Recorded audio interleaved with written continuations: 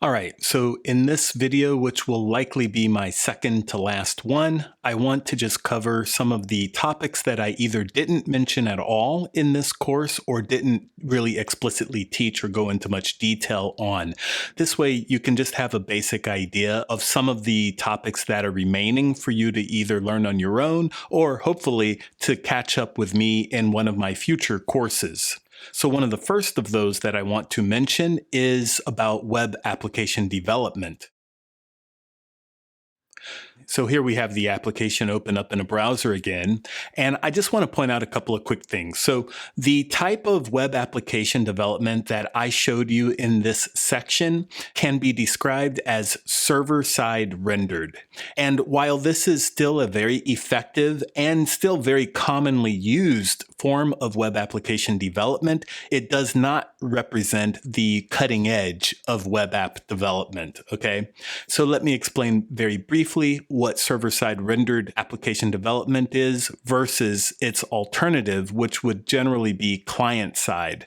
So as you know, when we created this application, we used the Thymeleaf templating engine along with Spring MVC.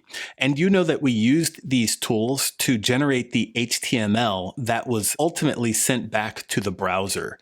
So Thymeleaf allowed us to make various parts of this page dynamic based on data that we had from the back end, okay? But all of that dynamically generated HTML was generated in the Java backend code. This is in opposition to a newer style of web application development where most, if not all, of the dynamic parts of the page would actually be controlled by code running in the web browser itself rather than code running on the server, okay?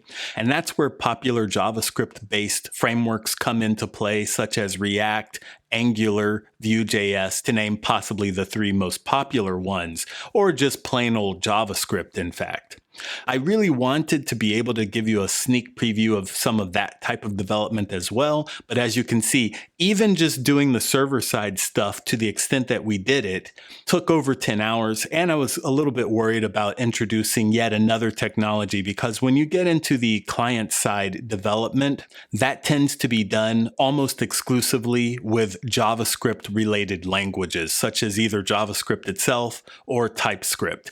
And this is a Java course, and I just didn't want to introduce yet another language and another technology that you'd have to try to understand enough to even be able to do something useful. But in all honesty, the industry as a whole seems to have really moved significantly towards client-side rendering of the dynamic parts of a page. Now, don't misunderstand me. It's not possible to get completely away from some server side.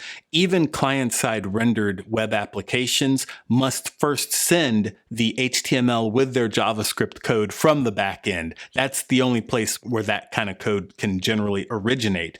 But once it's all loaded up into the browser, the JavaScript code running in the browser itself tends to make surgical small requests back to the back end, and not for whole entire HTML pages as what we've been doing here, but rather for just small snippets of data, usually in a format called JSON. So unfortunately, I didn't have a chance to show you how that works in this course, but I will definitely offer more courses in the future where we can continue forward with Spring and Java. But for the front end, we wouldn't be using Thymeleaf anymore. We'd be utilizing one of the many popular JavaScript languages and frameworks. Okay, so another technique that I was really hoping to be able to introduce you to in this course, but again, we just didn't have the time, and it really didn't naturally come up too much, is the idea that is called session state.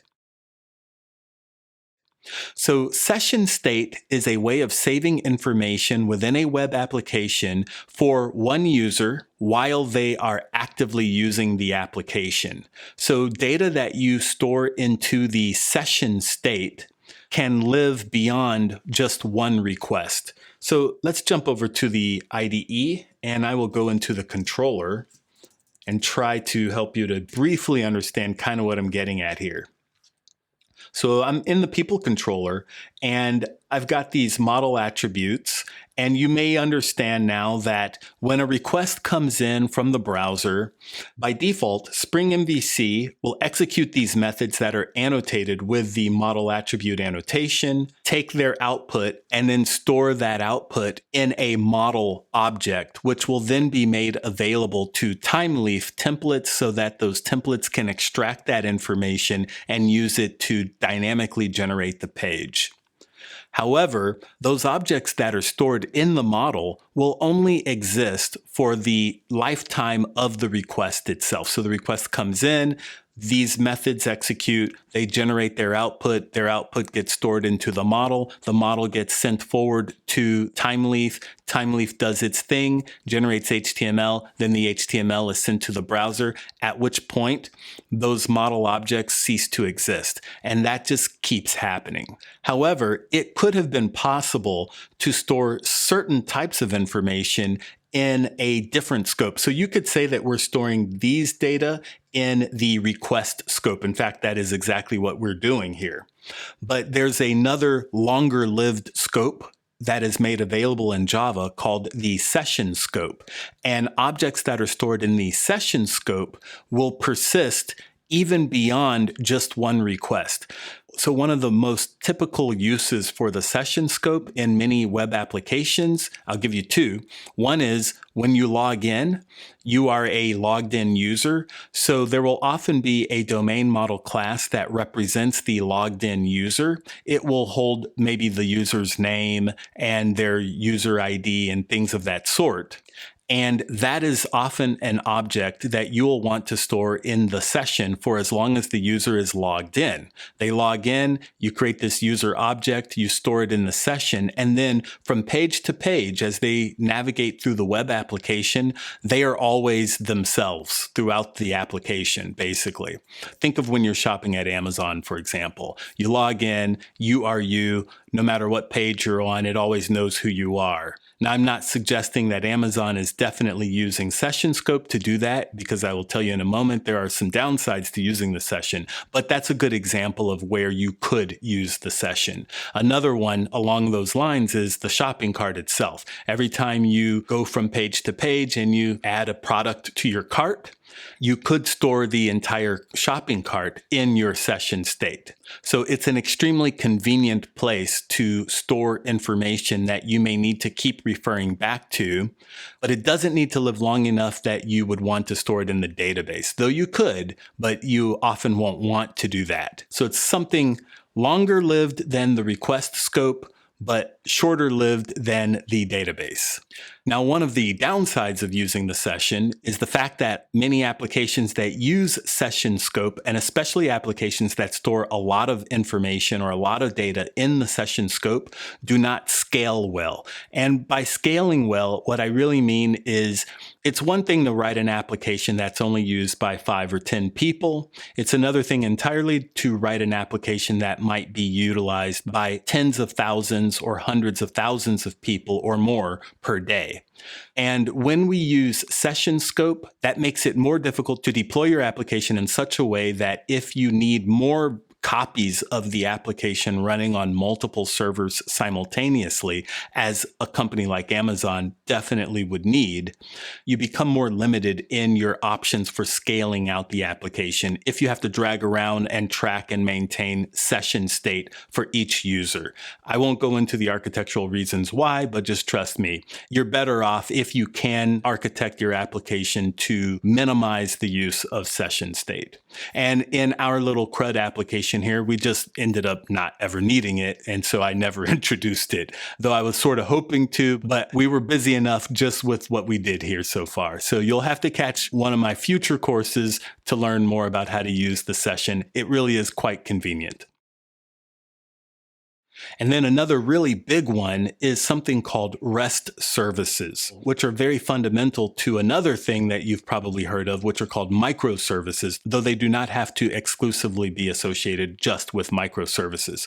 So we created this controller class here, and you now should understand pretty well that this class is capable of servicing requests from the browser, and the browser can send different types of requests, such as GET requests, requests or post requests. There are other method types as well. But like I said earlier in this section, those are two of the most popular types of requests that the browser can make. When those kinds of requests are being made by the browser is typically expecting to receive back HTML to render to the screen. However, it is possible to use the Spring MVC framework with Spring Boot, as we're doing here, to make an application that waits for requests to come in, just as this application is doing, but doesn't typically return HTML. So we could have made another version of this application, or we even could have just created another controller in addition to this person controller that we have here that would service requests from other computers or devices that aren't web browsers. So for example, we could have written a native mobile application that has all the same functionality as our web browser, and it would still access the data from our web application here, but it would not use a browser to do it. And in that case, what I likely would have done is I would have created another controller or a different controller, but instead of using this @controller annotation here, I would have used perhaps Spring MVC's REST controller annotation. So there's another annotation that looks really similar to this REST controller, and it even uses most of the same annotations. The primary difference is that when we use @controller on a controller method, by default, if we return a string, that string will be interpreted to be the name of a view page that should be turned into the HTML that should be sent back to a browser. Okay, that's what you get by default with a controller that is annotated with the @controller annotation. However, if I'd created a controller with the REST controller annotation, then by default, whatever my handler methods returned, Spring MVC would attempt to translate those data types into raw data in the form of JSON, which I mentioned a little bit earlier. And that raw data could be received by any type of computer client and then used however it likes. So it would not be HTML, which is intended to be displayed. It would just be the data itself. So no display markup language, just the raw data, okay? Which is exactly what you want if you're making a native application, or if you're making an application where one computer is just going to talk to another computer for non-human purposes, right? So you've got like two banks that need to share information with each other in an automated fashion to exchange data. They're certainly not going to do that using HTML. There are much more efficient ways to transfer that data, and REST is an extremely popular way in general, particularly over the internet. So we'll definitely be taking a look at REST in my next spring course because it works very much in line with what you've already learned with standard Spring MVC controllers. All right, and then I've mentioned a number of times now that you should pretty much only use H2 database for prototyping and for really simple, small, kind of toy applications, right? Maybe if you're writing an application for your child's little league team, or, you know, your 5 buddies to keep track of what you guys were betting on or something like that, and you want to make that application and deploy it to Heroku, that would probably be fine because that doesn't need to be a mission critical type of application, and you're not going to have many users for it using the application either. But for enterprise and corporate type application development, where you could have hundreds or thousands or more users depending on that application working, you're going to use a real database. So I didn't actually show you specifically how you would do that here, but I will just give you a quick little clue. And again, you'll have to join me in my next spring course to learn more. But the basic gist is that you do a couple of things. You could go to the build.gradle file here and bring in whatever additional database driver you needed. So in our case, we only brought in this H2 database driver, but if we were using an Oracle database or PostgreSQL or whatever it is, then we could have additionally or alternatively brought in that particular driver as well. And then in our application.properties file, we would have used a different URL, JDBC colon MySQL or colon whatever the name of the database is. And perhaps more importantly, it certainly would not be an embedded database. It would instead be a standalone application running either on your own server while you are prototyping or just on a network someplace if you're working corporately that your computer or the server that your application is deployed to would be connecting to. The nice thing is, at least with the way that we wrote this particular application using Spring Data with JPA and Hibernate, you could actually swap out the database implementation potentially without changing any of the code whatsoever. We would just change the driver and then this JDBC URL here. And you could even make this Spring Boot application work using multiple databases. So when you're running locally, it could use H2, but when you deploy it to Heroku or to another server, then it uses whatever database technology is available to you in that other environment. And then another thing is integration testing. So I introduced you to some integration testing principles in the database section, because that's pretty much all we did in that database section was technically integration tests. Unfortunately, what I did not get a chance to show you were any of the techniques for integration testing a web application. But suffice it to say, it is possible to write some really useful integration tests that will verify and validate how your web application is actually operating. So the Spring framework itself makes available various additional classes and techniques that we can utilize to write integration tests that can simulate essentially a human on a web browser clicking on buttons. And then these integration tests can validate things such as if a user tried to submit this form without filling out the required fields, would they indeed receive validation errors? So you could write an automated test that would simulate scenarios like that and confirm that your code was doing whatever it needed to do, like return validation errors for the various fields and things of that sort. Or you could write tests that validated that if you loaded 10 people records into the database, that you would get 1 page back versus 3 pages or whatever. So you could write automated tests that would validate all of that functionality. And you could do it in a number of ways. You could do it where it would actually need a real web browser to exist, and it would take control of the browser and remotely operate the browser essentially to validate that everything was working correctly. Or it could just simulate a browser and a human using that browser, and it would instead just inspect the raw HTML that was being returned by your controller. So you could go as broad or as deep as you wanted to with those integration tests. And again, that just was going to be too much for me to try to squeeze in, as you already saw with 10 hours here. A big pattern that you will often see if you ever go online or read books on how to do Spring development that you did not see from me in this little sneak preview, at least, is the fact that you will typically see Spring developers, especially corporate Spring developers, making heavy use of interfaces whenever they are creating classes that will be annotated with @component or @repository, although that one has a good reason for it in many cases, or @service, things like that. And I'll have to go more into detail in a future course as to specifically why it's classes with those particular annotations, but I chose to avoid that pattern, even though it is probably the most common pattern. And let me explain just slightly more what I really mean here. So if I jump into the person service class here, what you'll often see in books and from many Spring developers is they would have named this class not person service, they would have named it person service impl, IMPL. It's short for implementation in all likelihood.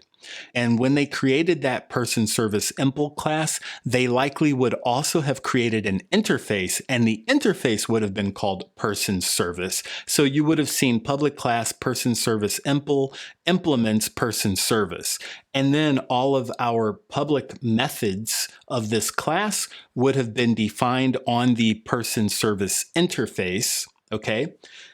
And then back over here on the controller, this part would still look the same, but Spring would see that there is a class called person service impl, which implements the person service interface, and then it would have been smart enough to inject instances of the person service impl into the controller. Now, the reason that that pattern is highly prevalent within the Spring community is because in general, coding to interfaces is a good thing, and the creators of the Spring framework sought to strongly encourage the use of these kinds of good design and architectural patterns.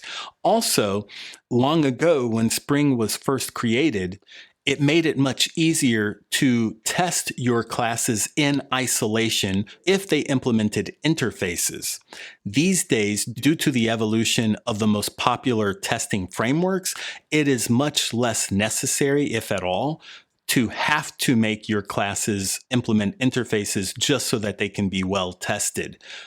I'm not saying you should never do it, by the way. However, one issue that I do kind of have with this habit and tradition among Spring developers to automatically create both an implementation and then an interface for all of their key classes, which are normally what we will refer to as singletons effectively, is the fact that they're rarely actually needed anymore for the testing. And the other major benefit that you get from coding these types of classes to an interface is to be able to swap out different implementations. And I'll give you a perfect example of what I mean here. If I jump into the file storage repository here, so this is perfect, in fact, I think. So we've got this file storage repository, which knows how to store and retrieve files to and from my local file system, right? And 1 or 2 lessons ago, you just saw that we could take this application and deploy it onto a platform as a service such as Heroku, right? Now, one of the most ideal things that you might want to do, if you were going to more seriously write an application like this and deploy it out to a platform like Heroku, is you might prefer to store all of your uploaded files into a persistent storage service like Amazon S3. And if you were going to do that, Amazon S3 has their own libraries that make it really easy to take a file and perform CRUD operations on it. So what we could have done in that case is I might have named this class local file storage repository, and I might have made it implement an interface called storage repository, kind of a more general name. And then I might have made another class called S3 storage repository. And what that would have allowed me to do is to effectively choose maybe when I'm running this application locally, perhaps I want to just use local file storage because it's more convenient for me to see what files are being uploaded and all of that. And I can clear things out super easily, although you can do it pretty easily still even with S3, but you get my point.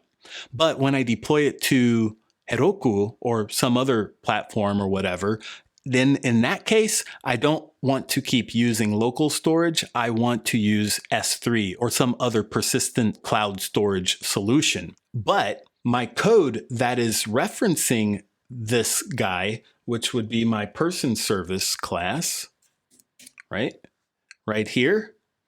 Well, if I had 2 implementations of the same storage repository interface, I could just refer to the interface and not the specific implementation here. And then I could modify the implementation in a configuration file, like the application properties file, for example. I could tell Spring that, hey, when you're running locally, use the local file storage version of the storage repository. But when you're running in some other environment, use the S3 version. But my code would not need to change whatsoever. That was one of the original visions for coding to interfaces that the Spring framework really made popular. However, in reality, very few teams ever write that level of flexibility. They just write one implementation of all of these key classes like this, and then they leave it. And so you're really just sitting there writing what I call boilerplate code that's taking up space but isn't adding any value. I'm not preaching don't create interfaces. There are some awesome reasons to use interfaces. I am simply questioning, do we need to create them mindlessly if we're not actually going to make use of their benefits? And speaking of that use case, another thing that I had hoped to be able to show you a little bit more of, but again, just didn't have the time to do it, is how we could have Dockerized this application so that we could have deployed it to a Kubernetes cluster. Now, we did get part of the way there with my demonstration of how you could take this application and simply deploy it to Heroku. And at the end of the day, the end goal of either of those approaches is about the same, which is get my application deployed someplace where it could conceivably automatically scale.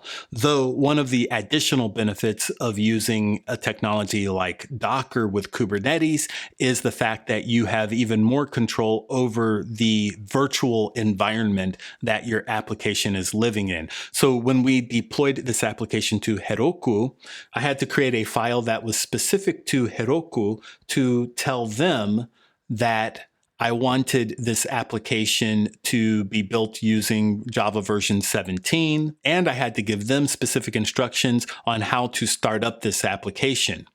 But if I had deployed this application using Docker and Kubernetes, for example, what I would have conceptually done is built this jar file and then created instructions, not for Heroku, but instructions for the Docker technology to basically create a virtual Linux computer, copy this jar file into that virtual Linux computer, tell that virtual Linux computer that I want it to be running Java version 17. And if I wanted other things to be installed in that virtual computer, I could have specified those dependencies as well, packaged it all up, and then given that Docker image, as it's called, to any company that's willing to host Docker images, usually using the Kubernetes platform. And they don't really need to know or care that I'm running Java or that I needed Java version 17. I'm in control of those details. I just tell them, hey, take this virtual computer and just run it on your platform with enough memory and things of that sort. So a technology like Docker gives you, the developer, considerably more control over the environment that your application will be running in. And that is a really powerful thing. So the last thing I wanted to show you is really quickly here. I've actually opened up the PeopleDB application in the Ultimate edition of IntelliJ just for this video. So throughout this entire course, I've just stuck only to using the Community edition, but I actually own the Ultimate edition. And so I just wanted to give you a really quick little sneak preview of probably like 1% of the differences between the two. And so one thing I want to show you is I will jump into the people.html file here. Let me make some room. Okay. And so the Ultimate Edition is actually extreme, like really, really smart. Okay. It knows everything. Okay. So for example, if I put my cursor here on one of these messages that's coming out of the resource bundle where we translated the messages and things, and I do a control space, it is aware that I am referring to one of those properties from one of those resource bundles, and it's showing me the value there, okay? So it can kind of just show you more information about what's going on there. Let's see, that's one of many, many things that it can do. Here, I'm using a Thymeleaf function. So the Ultimate Edition understands Thymeleaf. It knows that I'm using Thymeleaf here, and it understands the capabilities and the functions and things of Thymeleaf. So it knows about this lists thing here. It knows that's an object that comes from this package. It knows what methods exist on this guy. So I can actually use it to help me write these expressions and things. And it can even check. So if I break this, it knows that there is no method called sEmpty on this object, okay? But the Community Edition would not know that. It has no idea. This is mostly just plain text for the Community Edition as far as little details about the distinctions of how Thymeleaf works. It knows about the additional Thymeleaf attributes and things. So if I put my cursor here after the colon and do a control space, I can go through all the myriad of options there. And there's a lot of them. Okay. So it's aware of those options and how they should be used. Okay. Then if I hover over this object here of people, it actually understands that this people object here is referring to the people object. Now, unfortunately, I'm running off the screen a little bit here, and I apologize for that, but it knows that this is actually coming from a page object of a person, because it's actually, in fact, if I command click on this, it takes me to where that's coming from. Look at that. It jumped me right into the controller get people method, which is where that model object is coming from. So the Ultimate Edition can read the whole entire project and know, oh, this people here is the one that you're getting from your controller class, to basically keep me honest, right? And stop me from writing like dumb code that doesn't make sense. Same thing over here. That's the same people object. And so then when I come down here and I put my cursor after one of these periods and I do a control space, it knows that I'm referring to the person class. And so it knows how to introspect that class and tell me what are my options here that I could use up here, right? So if I don't want to use .last name, or if I put something here that doesn't make sense, again, it knows there is no such thing as that. So it can warn me about that. So these are really, really, really nice capabilities of the Ultimate Edition. So I think you get the basic idea here. And obviously there's a ton more that it can do here. And then the other thing I want to show you before I close out is, let's jump into the person repository here. All right, so here in the person repository, guess what else the Ultimate Edition understands? It understands this SQL here. And in fact, it understands a number of database query languages, but one of them is the SQL here. So look at that. I've actually configured this Ultimate Edition now to know that any SQL that it sees here should come from the PersonDB database. And you actually see little hints of that up here. So the fact that I've already connected it. And in fact, I can open up the database tab, which I don't believe even exists in the Community Edition at all. So I'm actually connected to the database right now. So that also means that with the Ultimate Edition, you, in many cases, may not ever even need to use the Squirrel client or any other external database client, especially for kind of basic types of things. So here I'm kind of browsing this little, I don't know, this hierarchy here, and I can double click on this and actually open up the person table right here inside of the Ultimate Edition. And I can manipulate the data in here if I wanted to, or execute queries, all kinds of things right here. Let's see, I can jump back over to the repository. Let me show you this also. So let's say I wanted to write my own query. I could delete this and then I could say select and then do a control space. Look at that. Because it's connected to the database and it understands SQL, it knows that after the select bit here, I'm going to need to tell it what I want to select, right? And so I can do that right here. So it's presenting me with these options like so. And as if that weren't enough, I can also do a command return here, and I can actually execute this SQL right now. So I've already taken the liberty of filling in a couple of IDs here, and I can click execute and look at that.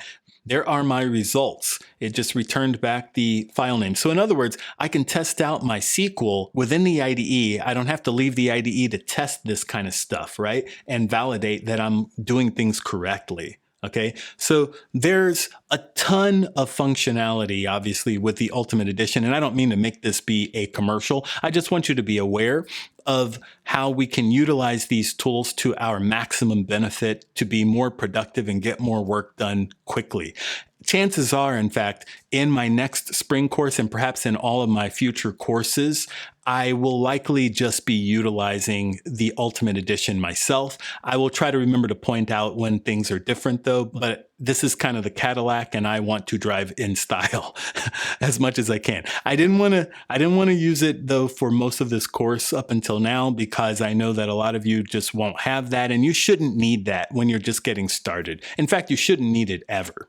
We've been highly productive just with the community edition, which is fantastic. But if you become more serious and engaged in your Java development, you may want to strongly consider going ahead and purchasing the Ultimate Edition, or getting hired someplace where they will purchase it for you. That's even better in many cases, okay? All right, so I've talked enough here, and the only thing remaining is in my very final video, I'm just going to talk to you a little bit about some of your options for your next steps now that you have really completed this course. So now I have the daunting task of trying to edit this video down. I try to keep them less than 45 minutes. Good luck to me. I don't know if I will be able to do it, but I wanted to squeeze in everything, and I'm certain that as soon as I stop recording, I'm going to think of, oh man, I totally forgot to mention 15 other things, and I'm sorry to you if that happens, but I don't think I should make this course or this video any longer. So just one more video to go and we will be done, okay? So with that, I will sign off and see you in the last one. Hey guys, thanks so much for watching. If you enjoyed this content and you'd like to help me out, there are several ways you could do that. First, you can always click the like and subscribe. That'll help me out a lot. Additionally, another way you can help me out is to check the link in the description below. That'll link you to my website where you can find additional courses. And finally, for those of you who might be interested in starting a new career as a professional software developer, I offer a free PDF guide that will detail exactly how you can get started in this field with no college degree and no prior experience. All you need to do is click on the link in the description below. Thanks again, and I'll see you in the next one.